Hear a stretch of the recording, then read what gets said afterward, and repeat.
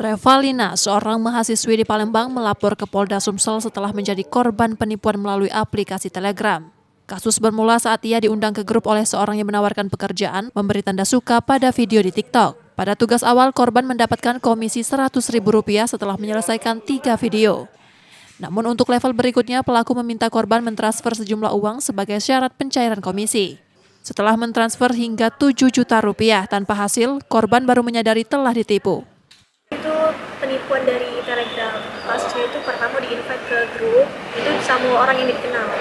Jadi pertamanya itu kan disuruh ngerjain tugas dari link, terus mereka kasih duit sebesar Rp100.000 awalnya. Itu sampai tugas ke-6. Terus untuk melanjut ke tugas 7, 8, 9, 10 itu kan katanya dapat komisi lebih besar. Jadi disuruh top up, awalnya disuruh pasang dulu untuk daftar member. Setelah dapat daftar member itu, jadi lanjut untuk kerjain tugas. Tugasnya itu kalau mau dikerjain harus bayar. Yang pertama itu 1,2. Yang ketiga disuruh top up 5 juta, terus beku saldonya katanya mereka tuh. Terus habis itu disuruh top up 16 juta. Tapi baru sadar kalau itu penipuan gitu. Karena kan aku chat member yang lain juga gitu, ternyata itu komplotan dari mereka. Laporan korban kini diterima di Polda Sumsel dan tengah ditindaklanjuti pihak kepolisian.